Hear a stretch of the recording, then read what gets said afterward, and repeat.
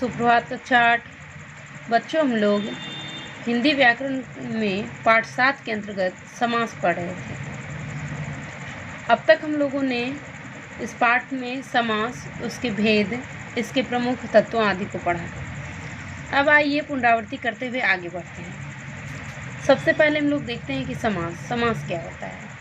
अनेक शब्दों को संक्षिप्त करके नया शब्द बनाने की प्रक्रिया को समास कहते हैं, ठीक है, या फिर शब्दों के संक्षिप्तीकरण की प्रक्रिया को समास कहते हैं। जैसे राजा का महल, ये अनेक शब्दों का एक क्या है, समूह है। इसका संक्षिप्त रूप दिया गया और लिखा गया राजमहल, ठीक है। ये क्या हो गया, शब्दों का संक्षिप्तीकरण, ठीक है, अर्थात समास। जैसे हवन के लिए सामग्री, तो इसका क्या लिखा गया, हवन सामग्री। इसी तरह से अब हम लोग जानते हैं कि समास में क्या क्या चीज़ें प्रमुख होती है। बच्चों, समास रचना में मुख्य रूप से 2 पदों का होना क्या होता है, आवश्यक होता है, जिसमें पहला पद जो है वो पूर्व पद कहलाता है और दूसरा पद उत्तर पद, ठीक है।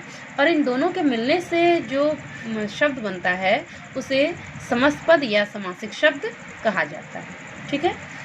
और आगे हम लोग जाने कि समासिक पदों का जो आपसी संबंधों को स्पष्ट करना है वही क्या कहलाता है, आपका समास विग्रह। अर्थात ये जो है राजमहल, तो राज जो है आपका पूर्व पद हुआ, महल उत्तर पद हुआ, और जो है ये शब्दों का संक्षिप्त रूप हुआ, ठीक है। जब इस राजमहल को इस तरीके से राजा का महल यानी इसके आपसी संबंधों को स्पष्ट करके लिखा गया, कारक चिन्ह से आपसी संबंधों को स्पष्ट किया गया, तो ये क्या कहलाया, इसका विग्रह। अर्थात ये हुआ आपका समासिक शब्द या समस्त पद, और ये क्या हो गया, समास का विग्रह हो गया, ठीक है। आगे हम लोग जाने समास के भेद।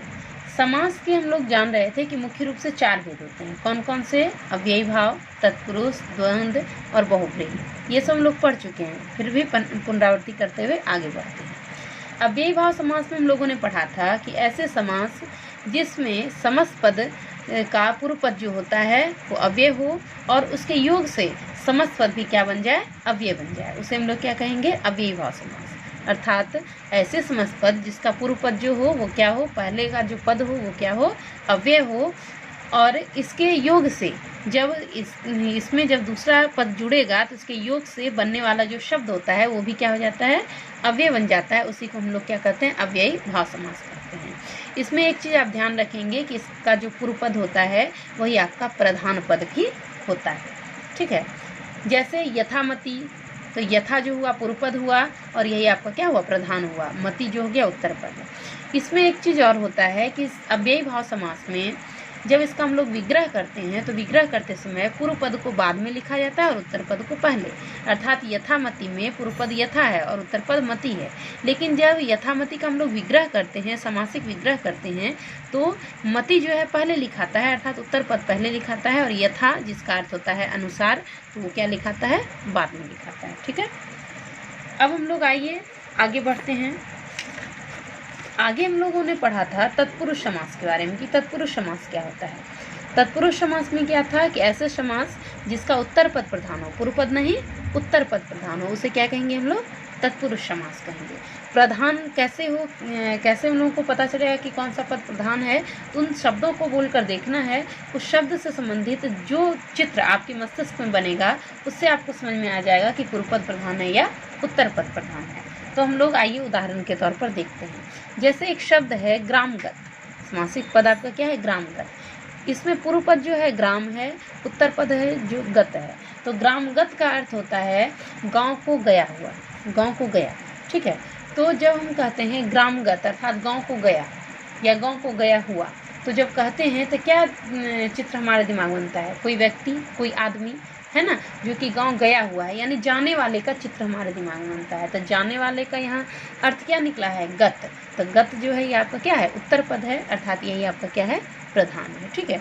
जैसे सर्वभक्षी मतलब सब कुछ खाने वाला, ये 2 शब्द है इसमें, सर्व और भक्षी, ठीक है।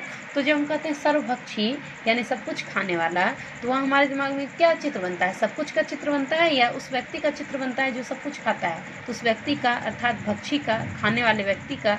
तो भक्षी जो हो गया यहाँ पर वो क्या हो गया, आपका प्रधान पद है। तो प्रधान पद भक्षी कौन सा पद है, उत्तर पद है, इसलिए यहाँ पता चल गया कि कौन सा पद प्रधान है। ठीक है। तो तत्पुरुष समास में क्या होता है, उत्तर पद प्रधान होता है और पूर्व पद का महत्व कम होता है, गौण होता है। ठीक है। अब हम लोग जाने तत्पुरुष समास के 6 भेद होते हैं। ठीक है, कौन कौन? कर्म तत्पुरुष, करण तत्पुरुष, संप्रदान तत्पुरुष, अपादान तत्पुरुष, संबंध तत्पुरुष और अधिकरण तत्पुरुष। देखिए ये जो है कारक का जो रूप है उसी को लिखा गया है। तो इसको जानने के लिए हम सीधा जाने, देखिए समास में क्या होता है कि कारक चिन्हों का लोप हो जाता है, यानी कारक चिन्ह गायब हो जाते हैं। उस शब्द का जो संक्षिप्त रूप दिया जाता है तो कारक चिन्ह को हटाया जाता है, जैसे को, से, के, ने, है ना, में, ये सबको हटा दिया जाता है।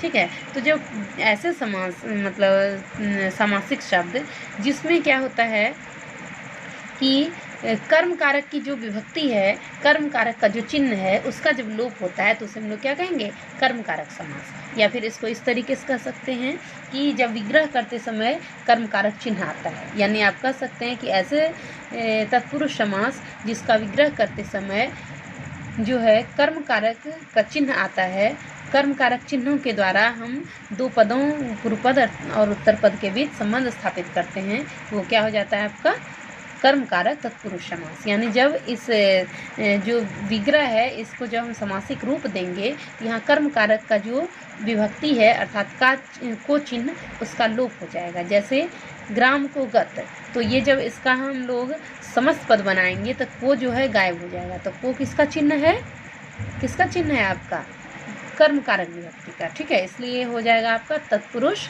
कर्म, ये कर्म कारक तत्पुरुष समास। ठीक है। उसी तरह से करण कारक में क्या होगा कि ऐसे तत्पुरुष समास जिसका विग्रह करने में क्या होता है कि करण कारक विभक्ति का प्रयोग होता है, या फिर ऐसे तत्पुरुष समास जिस समास को बनाते समय क्या होता है कि करण कारक की विभक्ति अर्थात चिन्ह का लोप हो जाता है, उसे हम लोग क्या कहेंगे, करण कारक समास। जैसे गुण युक्त, तो गुण युक्त यहाँ क्या है, जो विग्रह करेंगे तो गुण से युक्त। तो जब इसका समस्त पद बनाए हैं गुण युक्त, तो क्या चीज़ का लोप हुआ है, से का लोप हुआ है, अर्थात करण कारक की विभक्ति का लोप हुआ है। तो इसे हम लोग क्या कहेंगे, करण कारक तत्पुरुष समास। ठीक है।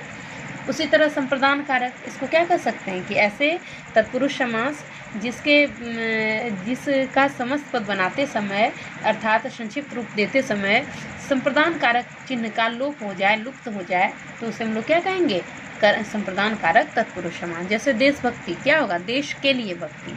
तो जब देश के लिए भक्ति जो इसका विग्रह है, तो इसका जब हम लोग समस्त पद बनाते हैं देशभक्ति, यहाँ किसका लोप होता है, के लिए का लोप हो जाता है, अर्थात संप्रदान कारक का विभक्ति संप्रदान कारक का चिन्ह लोप हो जाता है। ठीक है। आगे हम लोग जाने अपादान। अपादान में किसका चिन्ह होगा, से का चिन्ह का लोप होगा। संबंध में का के चिन्ह का लोप होगा, है ना, जैसे स्नेह रहित, तो स्नेह से रहित, तो यहाँ से का लोप हुआ और ये हो गया आपका स्नेह रहित या स्नेह रिक्त। ठीक है। उसी तरह से काके की में जैसे देवालय, देवों का आलय। ठीक है। तो देवालय जब बनाए तो देवों का आलय का क्या का लोप हो गया, यानी संबंध कारक का विभक्ति लुप्त हो गया, गायब हो गया। ठीक है। तो ऐसे तत्पुरुष समास जिसका समस्त पद बनाते समय संबंध कारक का चिन्ह लुप्त हो जाए, लोप हो जाए, उसे हम लोग क्या कहेंगे, ये संबंध कारक तत्पुरुष समास। ठीक है। अधिकरण में भी उसी तरह क्या होगा, वहाँ में और पर का लोप हो जाएगा। जैसे शरणागत, शरण में आया हुआ, तो यहाँ में लोप हो जाएगा। आप बीती, मतलब आप पर बीती, अपने पर बीती, खुद पर बीती, यहाँ पर जो है इसका लोप होता है। ठीक है, ये हो गया। अब आइए, यहाँ तक तो हम लोग पढ़े थे, ये तो पुनरावृत्ति हुई। अब आइए हम लोग आगे बढ़ते हैं और तत्पुरुष समास के उपभेद के बारे में जानते हैं। तत्पुरुष समास के कितने उपभेद हैं बच्चों? तत्पुरुष समास के 3 उपभेद होते हैं। कौन कौन से? नए तत्पुरुष समास, कर्मधारय तत्पुरुष समास और द्विगु। इसको नए पढ़ाया जाता है, नए, नय और नए, ये पढ़ाया जाता है। ठीक है। तो तत्पुरुष, ये नए तत्पुरुष समास को पहले जानते हैं। जिस समास में पहला पद नकारात्मक हो, क्या हो, नकारात्मक, ठीक है, अर्थात निषेधात्मक हो, उसे हम लोग क्या कहेंगे, नए तत्पुरुष समास। जैसे अधर्म, अधर्म में क्या है, 2 पद है, अ और धर्म। ठीक है। अ का मतलब होता है नहीं, न, यानी ये शब्द क्या है, नकारात्मक है, नेगेटिव है। ठीक है। तो इसे हम लोग क्या कहेंगे, नए तत्पुरुष समास, यानी ऐसे तत्पुरुष समास जिसका पहला पद जो हो वो क्या हो, नकारात्मक हो। ठीक है। जैसे असत्य, अनहोनी, अनादर, अनंत, यहाँ जो है अ का मतलब होता है नहीं, नकारात्मक शब्द। ठीक है। अब आगे बढ़ते हम लोग जानते हैं कर्मधारय समास को।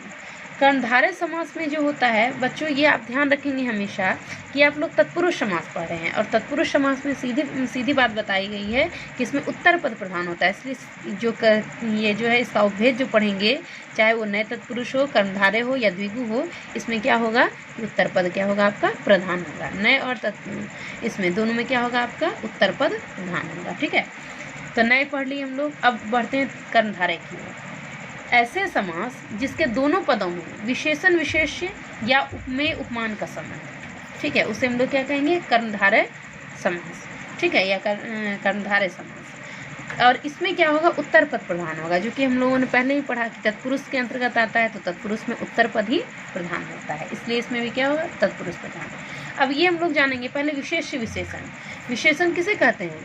जो किसी की विशेषता बताए। और विशेष्य किसे कहते हैं? जिसकी विशेषता बताई जाए। तो ऐसे समास जिसके दोनों पदों में, दोनों पद कौन कौन सा? पूर्व पद और उत्तर पद, इस दोनों के बीच किसका संबंध हो? विशेषण और विशेष्य का।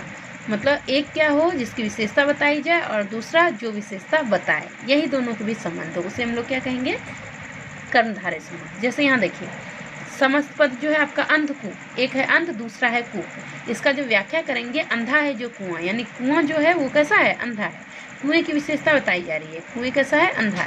तो अंधा जो हो गया यहाँ आपका विशेषण हो गया, और कूप अर्थात कुआं जो हो गया ये आपका विशेष्य हो गया। ठीक है, तो ये हो गया आपका दोनों में विशेष विशेषण का संबंध। अब हम लोग जाने कि प्रधान उत्तर पद कैसे है। जब कहेंगे अंधकूप यानी अंधा है जो कुआं, तो आपके दिमाग में किसका चित्र बनेगा? अंधा का चित्र बनेगा या कुआं का चित्र बनेगा? कुआं का। आपके जैसे ही बोलेंगे आप अंधकूप, तो आपके दिमाग में कुआं का चित्र बन जाएगा, अर्थात ऐसा कुआं जो कि अंधा है। यानी कुआं जो है वो कौन सा है? उत्तर पद है, अर्थात ये उत्तर पद कूप जो है ये क्या है? प्रधान है। ठीक है, अब आगे हम लोग बढ़ते हैं उपमान उपमेय की ओर। देखिए, उपमान किसे कहा जाता है? उपमान का अर्थ जिस वस्तु या प्राणी से तुलना की जाए। मतलब उपमान का अर्थ होता है कि जिस वस्तु या प्राणी से तुलना की जाए, तुलना जिससे किया जाए। जैसे चंद्रमुख, ये तो क्या हो जाएगा? चंद्रमुख में चंद्रमा से तुलना किया जा रहा है कि चंद्रमा के समान मुख, तो यहाँ चंद्र जो है ये क्या हो गया? आपका उपमान हो गया। ठीक है, तो क्या बताया गया था कर्णधारय में? विशेष विशेषण का या उपमान उपमेय का संबंध हो। तो चंद्रमुख में क्या हुआ? चंद्रमा के समान मुख, यानी चंद्र जो है ये क्या हो गया? आपका उपमान, यानी इसकी उपमा दी जा रही है, इसकी तुलना किससे की जा रही है? मुख से, कि मुख जो है कैसा है? चंद्रमा के समान। ठीक है, तो ये है। दूसरा है कि उत्तर पद प्रधान हो। जब हम कहेंगे चंद्रमुख या चंद्रमुखी, तो क्या होगा आपका? चंद्रमुख जब कहेंगे तो मुख की छवि आपके दिमाग में बनेगी, अर्थात वो जो है मुख जो है आपका प्रधान है, और यहाँ मुख क्या है? उत्तर पद है। ठीक है, तो वही होगा। आप सीधा समझेंगे कि कर्णधारय, जैसे देखिए यहाँ कनक लता है, कनक लता अर्थात कनक के समान लता, कनक मतलब सोना, लता जो हो वो सोने के समान हो अर्थात सुनहरी। ठीक है, तो लता की तुलना किससे की जा रही है? कनक से, यानी कनक यहाँ क्या हो गया? आपका उपमान हो गया। ठीक है, तो यही होता है आपका कर्णधारय समास। आइए अब आगे बढ़ते हैं। इसमें देखिए अब उपमेय की बात बताई जा रही है। उपमेय का अर्थ होता है जिसकी तुलना की जाए, जिस चीज़ की तुलना की जाए। जैसे चंद्रमुख, यहाँ चंद्रमा की तुलना किससे की जा रही थी? मुख से। मतलब किसकी तुलना की जा रही है? मुख की तुलना की जा रही है, तो मुख क्या हो गया? उपमेय हो गया। जैसे उसी तरह देखिए क्रोधाग्नि, यानी क्रोध रूपी अग्नि। ठीक है, तो क्रोध, ये अग्नि कैसा है? ये क्रोध कैसा है? अग्नि के समान है, आग के समान है। तो किसकी तुलना की जा रही है? क्रोध की तुलना की जा रही है। किससे? आग से, कि क्रोध कैसा है? बिल्कुल आग के जैसा है। ठीक है, तो ये आपका हो गया उपमेय। यानी कि कर्णधारय समास में क्या होता है कि ऐसा समास जिसमें जो होता है दोनों पदों के बीच उपमान उपमेय का संबंध होता है, या फिर विशेष विशेषण का संबंध होता है, और इसमें क्या होता है? उत्तर पद प्रधान होता है। ठीक है, अब आइए आगे बढ़ते हैं हम लोग द्विगु समास। ये बहुत ही आसान है। द्विगु समास में क्या होता है कि जिस समस्त पद का पूर्व पद क्या हो? संख्यावाची हो। ठीक है, उसे हम लोग क्या कहेंगे? द्विगु। जैसे नवरत्न, यहाँ नव जो है संख्यावाची है, नवरत्नों का समूह। नवग्रह, शताब्दी, पंचवटी, अष्टाध्यायी, यहाँ जो नव, पंच, अष्ट, सप्त, ये सब जो है ये सब आपका क्या है? संख्यावाची शब्द है। तो द्विगु समास हम लोग उसे कहेंगे कि ऐसे समस्त पद जिसका पूर्व पद संख्यावाची हो, उसे हम लोग क्या कहेंगे? द्विगु कहेंगे। ठीक है, अब आइए आगे हम लोग बढ़ते हैं द्वंद्व समास की ओर। द्वंद्व समास क्या होता है? देखिए, द्वंद्व समास में क्या होता है? दोनों पद प्रधान होता है। ऐसे समास जिसमें दोनों पद प्रधान हो उसे हम लोग क्या कहेंगे? द्वंद्व समास। ठीक है, जिसमें दोनों पद यानी प्रथम पद भी और पूर्व पद भी और उत्तर पद भी। जैसे राम लक्ष्मण, यहाँ राम का भी उतना ही महत्व है जितना कि लक्ष्मण का महत्व है, यानी दोनों यहाँ प्रधान है। ठीक है, पाप पुण्य, तो पाप और पुण्य दोनों।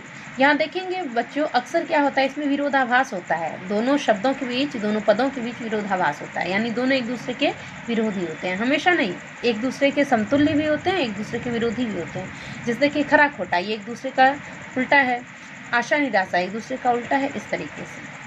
अब आइए हम लोग बढ़ते हैं बहुब्रीहि समास की ओर। बहुब्रीहि समास क्या होता है बच्चों? बहुब्रीहि समास जो होता है, इसमें क्या होता है कि दोनों में से कोई पद प्रधान नहीं होता है, ना तो पूर्व पद प्रधान हो ना ही उत्तर पद प्रधान, बल्कि इन दोनों को छोड़कर कोई अन्य पद ही प्रधान हो, उसे हम लोग क्या कहेंगे? बहुब्रीहि समास। जैसे देखिए चतुर्भुज, जब हम लोग चतुर्भुज कहते हैं तो चतुर जो है आपका पूर्व पद है, भुज आपका उत्तर पद है, लेकिन जब हम चतुर्भुज कहते हैं तो इसकी व्याख्या क्या निकल कर आती है? चार भुजाएं हैं जिसकी, यानी जिसकी अर्थात किसकी? विष्णु की। एक विशेष अर्थ आ रहा है, यानी कि किसी तीसरे की प्रधानता हो रही है। प्रधानता यहाँ किसकी हो रही है? विष्णु की। क्योंकि जब हम कहेंगे चतुर्भुज तो आपके दिमाग में चार हाथों की, चार भुजाओं की छवि नहीं बनेगी, अर्थात चतुर्भुज रूपी भगवान विष्णु की छवि बनेगी, अर्थात यहाँ भगवान विष्णु जो है प्रधान है। ठीक है, यानी कोई अन्य पद प्रधान है। इन दोनों को ना तो चतुर प्रधान है ना तो भुज प्रधान है, ये दोनों को छोड़कर कोई अन्य पद प्रधान है, इसलिए क्या हो गया आपका? बहुब्रीहि समास। तो आप समझ गए बहुब्रीहि समास में क्या होता है कि ऐसे समास जिसमें ना तो पूर्व पद प्रधान हो और ना ही उत्तर पद प्रधान हो, बल्कि इन दोनों को छोड़कर कोई अन्य पद प्रधान हो, उसे हम लोग क्या कहेंगे? बहुब्रीहि समास। बच्चों आज के लिए बस इतना ही।